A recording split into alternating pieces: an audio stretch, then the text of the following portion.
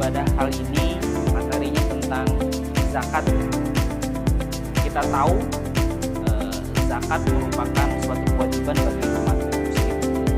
Mengapa untuk masyarakat umat? Ada 8 asnaf golongan penerima zakat. Teman-teman udah tahu ya.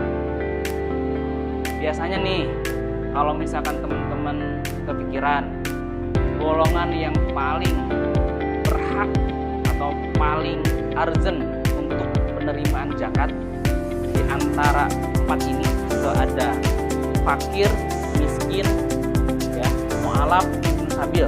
Nanti 4 lagi ya. Nanti 4 lagi. Silakan teman-teman melalui aplikasi Mentimanner bisa memberikan penjelasan. Silakan buka HP-nya.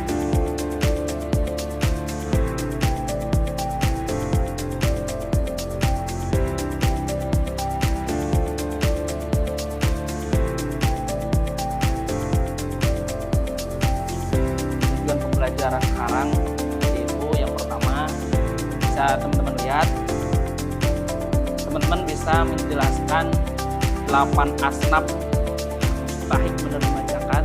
Terus yang kedua, teman-teman juga bisa menganalisis zakat untuk siapa aja. Dan yang terakhir adalah teman-teman bisa mengevaluasi kebutuhan zakat dalam kemaslahan terhadap itu ya tujuan pembelajaran kita kali ini. Allah Subhanahu wa taala telah menetapkan 8 golongan penerima zakat sebagaimana dalam surat At-Taubah ayat 60 ya dijelaskan 8 asnaf atau golongan yang berhak menerima zakat fitrah.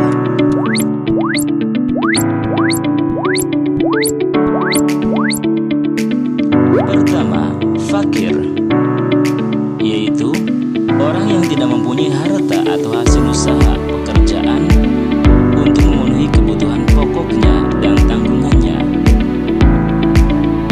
Kedua, miskin, yaitu orang yang mempunyai harta dan hasil usaha tetapi masih tidak mencukupi untuk memenuhi kebutuhannya.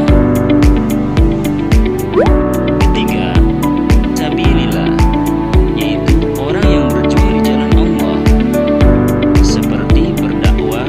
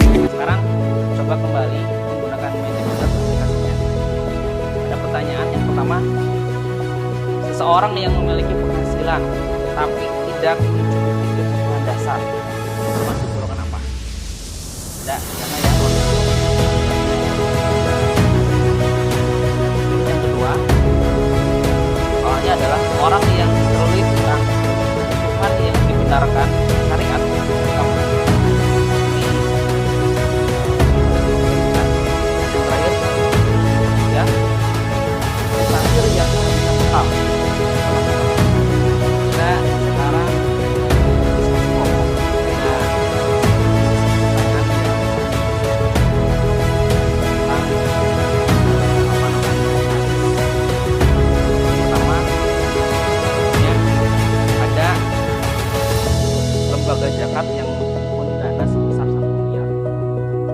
Lalu dana tersebut didistribusikan seperti yang terlihat pada diagram ini.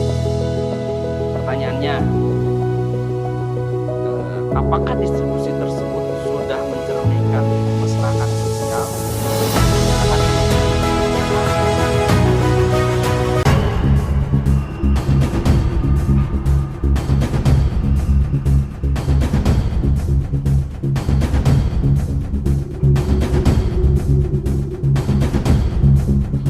Terima kasih udah berdiskusi, jawabannya saya terima, ya udah ada, alhamdulillah.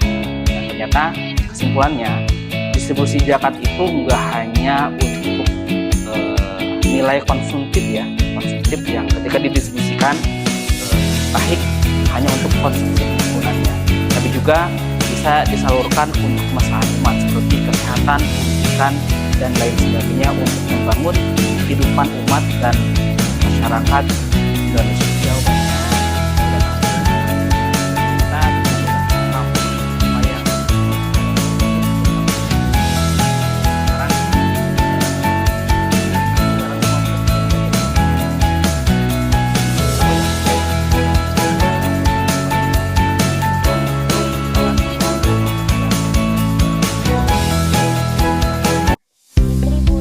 Zakat untuk pendidikan adalah penyaluran dana zakat kepada golongan yang berhak atau mustahik, khususnya kelompok fakir, miskin, dan fisabilillah, guna membiayai kebutuhan sekolah atau kuliah.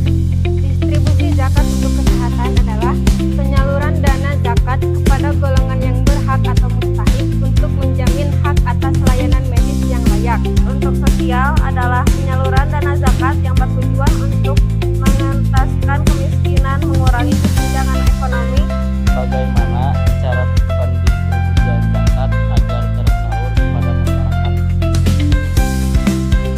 Sejauh mana pendistribusian zakat untuk kesehatan dapat dikatakan tumbang tindih dengan tanggung jawab negara dalam jaminan kesehatan? Alhamdulillah semua, hari ini kita telah mempelajari 3 hal penting ya, dalam materi zakat ini. Terima kasih juga buat para pemateri yang sudah menambahkan. Terima kasih juga bagi teman-teman yang sudah diskusi sangat interaktif, menanya dan lain sebagainya. Yang kita pelajari ada 3 hal penting yang sangat expert ya sekarang. Yang pertama, ternyata zakat itu memiliki 8 golongan asnaf ya. Teman-teman udah tahu karena udah dijelaskan dalam Al-Quran ya.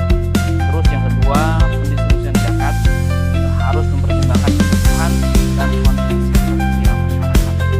Yang terakhir ya, tujuan akhir distribusi zakat adalah mewujudkan kemaslahatan sosial dan meningkatkan kesejahteraan umat.